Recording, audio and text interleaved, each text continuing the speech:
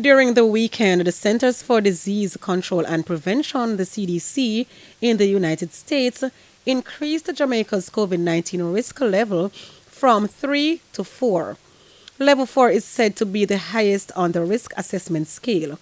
This means travelers to Jamaica have a very high chance of contracting the COVID-19 virus. According to the advisory posted on CDC's website, Americans ought to avoid or delay all travel to Jamaica. The warning comes at a time when the tourism sector is preparing to welcome tourists who travel during the winter season.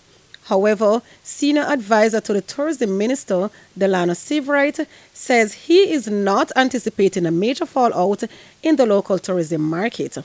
Mr. Seavright told our news center that the CDC advisory will have little impact on the travel plans of Americans. Many Americans, many persons who are contemplating travel from the United States make their decisions outside of what the CDC and other agencies would say. Everybody in the world is aware that there is a COVID pandemic and that every single country in the world is affected, and that we must all take the necessary steps as it relates to health and safety to ensure our own safety when we travel, whether in country or externally.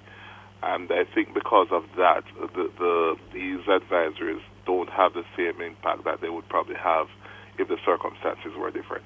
Mr. Seavright says the tourism ministry is still anticipating an increase in arrivals during the winter tourist season.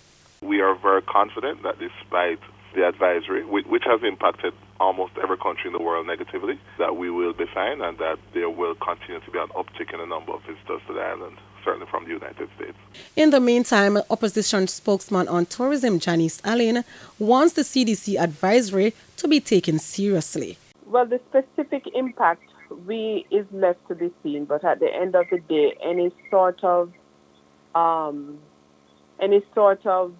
caution of this nature is of concern, obviously, to the industry, and hopefully it is not going to have a major impact, but it is left to be seen and must be taken seriously.